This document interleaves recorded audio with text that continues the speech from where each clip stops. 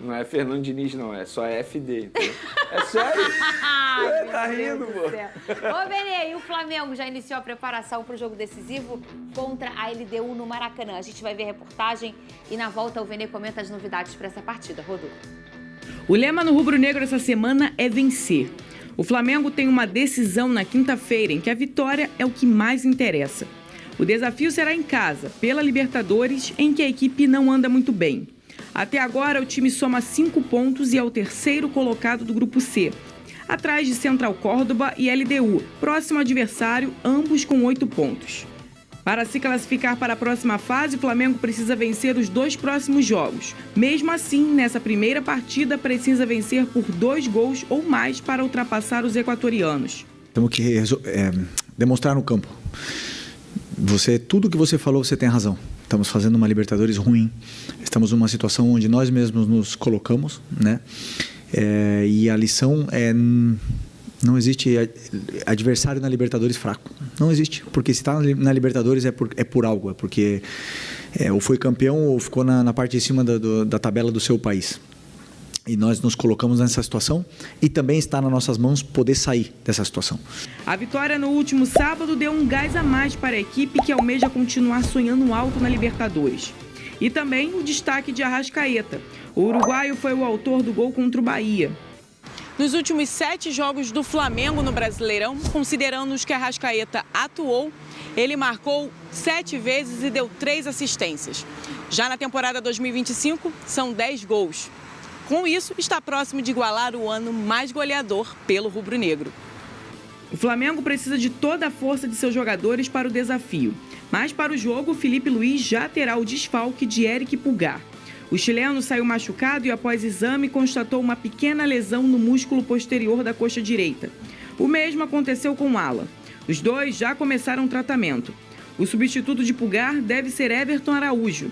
O jovem de 22 anos, inclusive, já enfrentou a LDU como titular. Mas o Flamengo terá a seu favor seu 12º jogador para um confronto decisivo do rubro-negro. Precisamos do torcedor na quinta-feira, precisamos do apoio deles para poder reverter essa situação, né? Que a gente quer passar da fase de grupos, queremos chegar nas oitavas, queremos chegar o mais longe possível nessa competição, que é a mais especial que existe a nível de clubes na América do Sul. Então, a missão do Flamengo não será fácil, mas o foco do time é ir com tudo para ficar com essa vaga. Benê, fala comigo, olha só, hoje tem um jogo importante para o grupo do Flamengo, que vai acontecer. E tem notícia também importante com questões clínicas no Flamengo, é isso? Exatamente. Esse jogo importante que você mencionou é Deportivo Táchira e Central Córdoba. O ideal para o Flamengo, obviamente, é o Deportivo Táchira ganhar. Mas eu acho difícil isso acontecer. Se acontecer um empate, já é maravilhoso para a torcida do Flamengo, porque isso aumenta demais a probabilidade do Flamengo ser líder. É óbvio, o Flamengo precisa vencer os 2 jogos que restam em casa, contra a LDU na quinta-feira e depois o próprio Deportivo Táchira, que é o time que está todo mundo batendo. Então acredito que o Flamengo irá vencer. Mas o Flamengo não precisa só vencer a LDU, tem o saldo de gols também. O ideal seria golear. Então o Flamengo tem que partir para cima e fazer um placar elástico pensando no saldo de gols, que é critério de desempate nessa fase de grupos da Libertadores. E sobre a situação clínica, a Alce citou ali o Pulgar como ausente, o Alan também está ausente. Você comentou durante a semana, exatamente. Né? E o Flamengo soube hoje também que o Gonzalo Plata também não vai conseguir ficar à disposição e vai para o seu 3º jogo seguido como desfalque por conta de um edema ósseo. Eu particularmente acho um desfalque que preocupa bastante, porque é um jogador que ele estava muito bem no esquema tático do Felipe Luiz, e ele faz várias funções do setor ofensivo. Digamos que é o coringa do setor ofensivo do técnico Felipe Luiz, mas ele não vai ficar à disposição. Então são desfalques que eu considero desfalques importantes. O Alan não é titular, beleza, mas ele poderia substituir o Pulgar, até porque ele vive ou estava vivendo o melhor momento que o Everton Araújo, que provavelmente vai substituir o Pulgar. Então são desfalques importantes não só para esse jogo. Tem que ver como é que vai ser também para os próximos jogos. E o Flamengo tem uma sequência aí extremamente importante, pensando na Libertadores e no Campeonato Brasileiro. Pensando nesse jogo com muitos gols, você acha que o Flamengo pode mudar um pouco o jeito de jogar? A gente já sabe que é completamente já estabelecido pelo Felipe Luiz, né? Pode trocar peça, pode entrar o Pedro, sair o Pedro, entrar o Arrascaeta, sair o Arrascaeta. Time reserva sempre... A gente já entendeu que ele tem uma identidade, um CPF ali para o jeito do Felipe Luiz jogar. Mas você acha que ele pode mexer muito mais nas peças para tentar dar um poder de finalização? Ou aquele toque que ele dava, que você trouxe essa informação aqui pra gente, vamos chutar na boa. Será que ele vai falar agora, vamos chutar essa bola e tentar no gol? O que você acha, Venê? Inclusive, sobre isso, uma curiosidade. Na última rodada do Campeonato Brasileiro, o Flamengo finalizou apenas uma vez de fora da área. Foi o time que menos finalizou, mas não é o time que menos finaliza, entende? Ou seja, o Flamengo ele chega muito próximo ao gol para poder finalizar. Eu acho que esse toque que você está se referindo é a entrada do Pedro novamente no time titular, porque ele é o jogador mais letal do setor ofensivo, é o goleador do setor ofensivo do Flamengo, que tem bons atacantes, mas não tem atacantes com essa virtude que o Pedro tem. Então, eu acho que esse seja o toque. Botar o Pedro no time titular novamente, o que não aconteceu na última rodada do Campeonato Brasileiro, e aí você tendo o Pedro em campo, as chances de você fazer gol é muito maior. Eu acho que esse vai ser o toque. Agora, a característica vai ser a mesma, intensidade alta, fica a dúvida de como vai ser no segundo tempo. Porque no segundo tempo o Flamengo tem caído de produção e não é culpa do Felipe Luiz ou dos jogadores. Para mim é culpa do forte calendário, número de viagens. Óbvio que se o Flamengo tivesse vivendo um momento melhor na fase de grupos da Libertadores, aconteceu aquilo que a gente mencionou aqui no programa. Eles tiveram que mudar a estratégia. Ia inverter, né? O que fez no início ia fazer no fim. Perfeito. Se o Flamengo tivesse agora com a situação bem encaminhada para a classificação, poderia fazer um controle maior de minutagem, pensando no Botafogo no final de semana, e depois ainda tem o Palmeiras pelo Campeonato Brasileiro. Mas não. O Flamengo tem a obrigação de não só vencer, mas também buscar um placar elástico dentro do Maracanã, com mais de 60 mil pessoas. E o Rodrigo Caio vai fazer parte da comissão técnica do Felipe Luiz. É o Rodrigo Caio, o que era zagueiro do Flamengo. Ele assume a função que era do Daniel Alegria, que foi demitido ontem.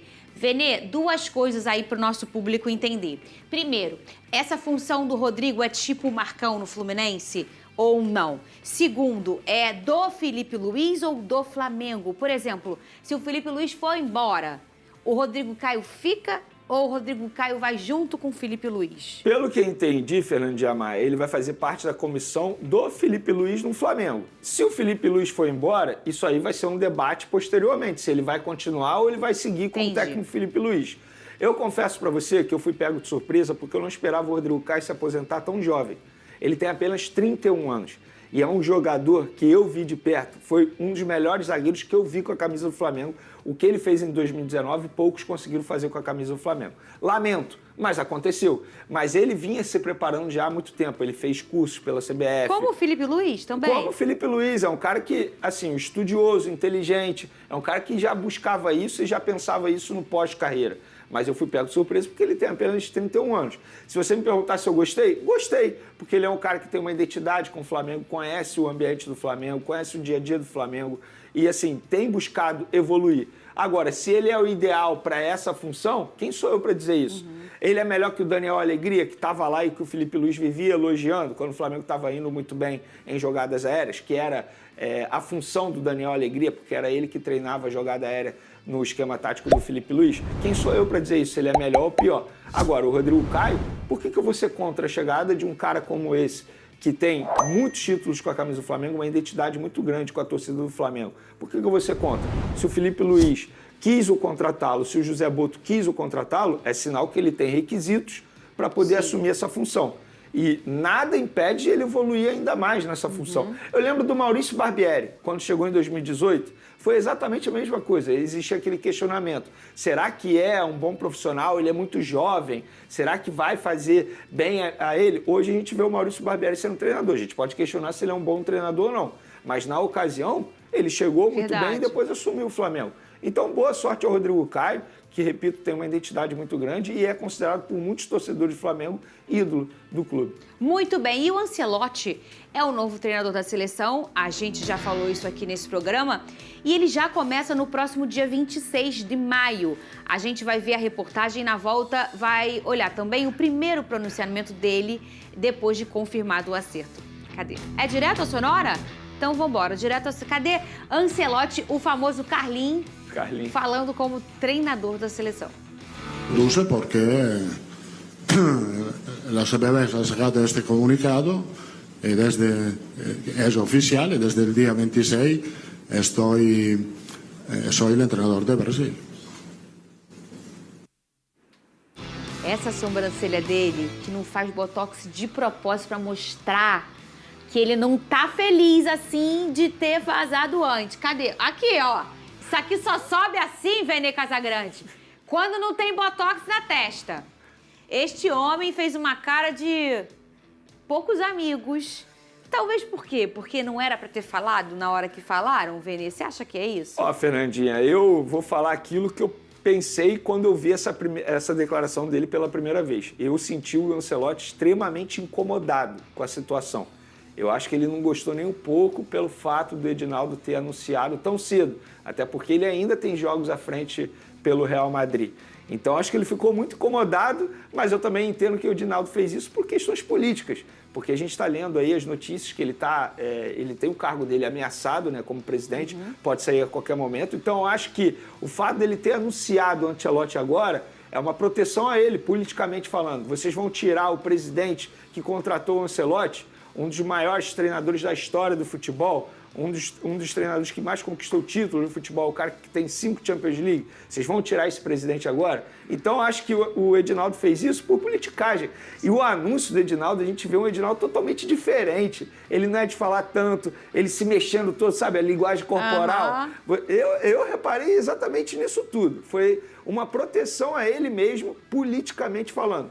E na boa... Você acha que isso dá certo?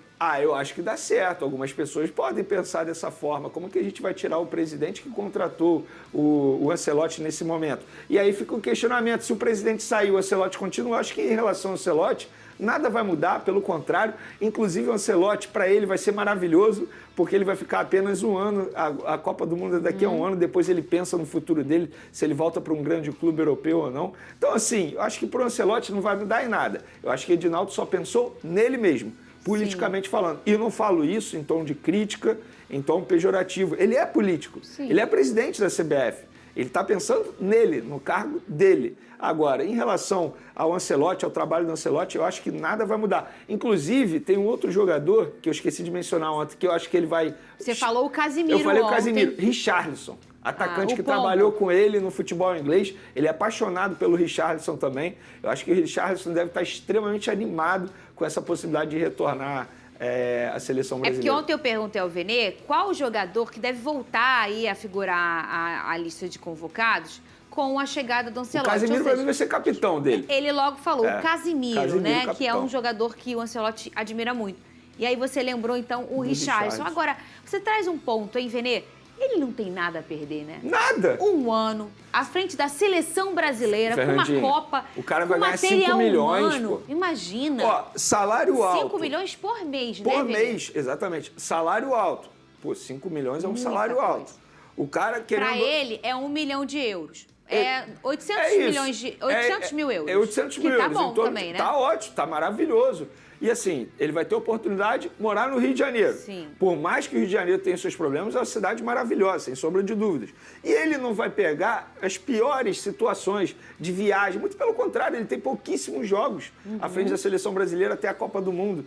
Então, assim, para ele foi o momento ideal, pensando na carreira dele. Ele não está em fim de carreira, como muita gente está tratando. Pelo contrário, eu acho que se ele for campeão da Copa do Mundo, ele vai ter o direito de escolher de continuar à frente da seleção ou voltar para um grande clube europeu. E digo mais, eu acho que ele só está vindo para a seleção brasileira porque ele está embaixo no Real Madrid. Porque se ele estivesse voando no Real Madrid, também ele não aceitaria o projeto. Infelizmente, É não isso. é um sonho. Parece, não sei. Não né? é, não Parece é. não ser um sonho dele, né? Me diz quantos treinadores do calibre dele, do status dele, assumem seleções? Poucos. É verdade. Não tem, Por não que tem. será isso, Vene? Não sei, de verdade, não sei. De repente... Porque se você dirigiu o Real Madrid, a gente está falando do maior clube do mundo, né?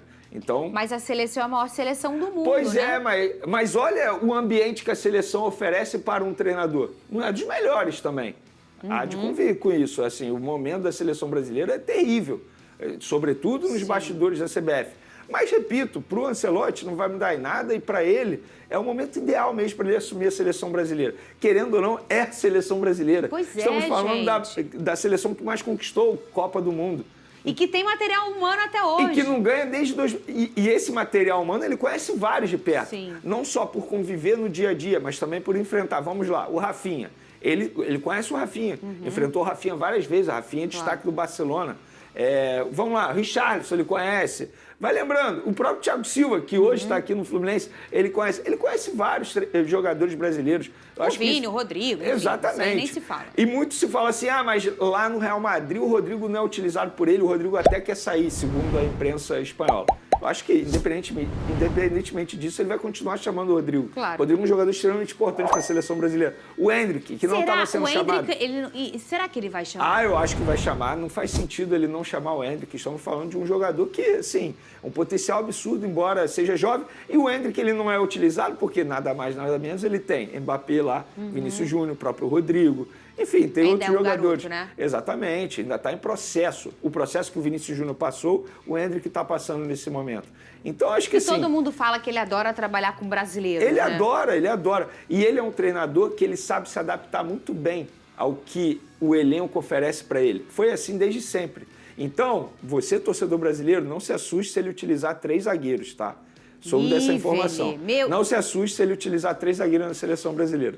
Isso é um informação. Passarinho verde e amarelo te contou? Exatamente, porque ele entende que o Brasil não tem laterais à disposição nesse momento. Então não será nenhum absurdo se ele utilizar 3 zagueiros. Eu tenho boas lembranças de 3 zagueiros. Eu também tenho, em 2002. Na seleção brasileira.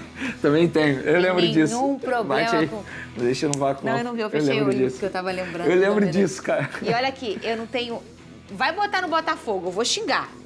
Mas vai botar na seleção. Eu não tenho nada contra. Se o Ancelotti escolher, quem sou eu para discordar, cara? Não, e a gente tem uma memória afetiva, bacana. Eu sei o quanto você é apaixonado pela seleção brasileira. Eu não sou tanto quanto você, mas eu estou extremamente animado com o Ancelotti na seleção brasileira. Eu também estou. A gente estava falando do fato novo aqui, né? É o fato novo. É isso que a gente estava precisando. E o meu fogão, hein? Divulgou os bastidores da vitória em cima do Inter.